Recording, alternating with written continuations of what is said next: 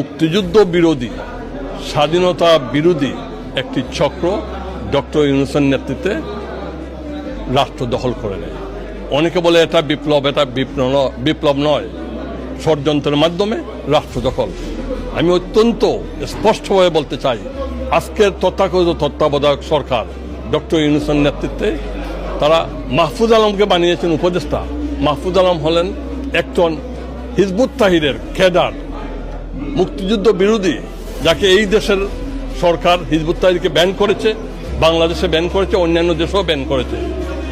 তারা সবাই বাংলাদেশকে আবারও একটি পাকিস্তান, আফগানিস্তান, একটি ইউক্রেন বানাতে চায়।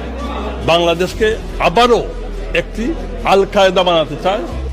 আজকের বাংলাদেশে পুলিশের কোনো আইন শৃঙ্খলা নেই, যেভাবে পারে সেইভাবে বাড়ি দখল করছে, জ্বালাও পোড়াও করছে, মানুষের বিরুদ্ধে মিথ্যা মামলা দিচ্ছে, হত্যা মামলা দিচ্ছে। এবং এইটা আপনাদেরকে অত্যন্ত সুন্দরভাবে বলতে চাই, অনেকে সেদিন প্রশ্ন করতেন যে প্রেসের স্বাধীনতা, সাংবাদিকদের স্বাধীনতা, আজকের যেই ৩,০০০ নিউ ইয়র্ক টাইমসের সূত্র মতে ৩,৬৫২ জন হিন্দু সম্প্রদায়ের এথনিক মাইনরিটিকে হত্যা করা হয়েছে। কই, আপনারা তো একটি কথাও বলছেন না। আজকের বাংলাদেশ আওয়ামী লীগের হাজার হাজার নেতা কর্মীদেরকে হত্যা করা হচ্ছে। আমরা মাননীয় এমপি লর্ডদের এবং ইউএনের কাছে, আমরা অ্যামনেস্টি ইন্টারন্যাশনালের কাছে আমরা লিস্ট দিচ্ছি যে হাজার হাজার আওয়ামী লীগ, যুবলীগ, ছাত্রলীগ নেতাদেরকে হত্যা করা হচ্ছে।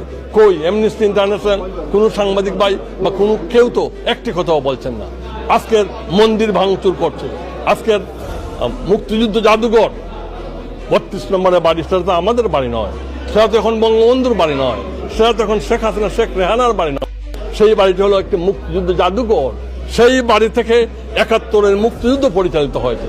সেই বাড়ি থেকে ৭ই মার্চের ভাষণ, বঙ্গবন্ধু সেই বাড়ি থেকে বেরিয়েছে ৭ই মার্চের ভাষণ দিয়ে ৭.৫ কোটি বাঙালিকে ঐক্যবদ্ধ করে মুক্তিযুদ্ধে ঝাঁপিয়ে পড়তে সাহায্য করেছেন।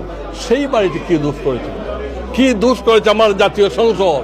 জাতীয় সংসদ আওয়ামী লীগের নয়, এরা তো বাংলাদেশের ১৬ কোটি মানুষের। কি দোষ করেছে গণভবন? কি দোষ করেছে রাষ্ট্রীয় সম্পদ বীথি ভবন? রাষ্ট্রীয় সম্পদকে আপনার জলে পড়ে ছাইখার করেছেন, মেট্রো রেলকে আপনি জ্বালিয়ে দিয়েছেন, আপনি এলিভেটেড এক্সপ্রেসকে আপনি জ্বালিয়ে দিয়েছেন। কি না করেছেন? আপনি ৪০০ থানা লুট করেছেন, থানা তো আমার নয়, এবং ৪০০ থানা লুট করে সেখান থেকে অস্ত্র নিয়ে এসেছেন। দাগি, সন্ত্রাসী, খুনিদেরকে আপনার জেল ভেঙে বাইর করে দিয়েছেন। বিশ্বের ইতিহাসে এমন কোনো নজির নাই। আমরা এই ষড়যন্ত্র থেকে এবং এই অপসংস্কৃতি থেকে, এই অপতৎপরতা থেকে আমরা বেরিয়ে আসতে চাই।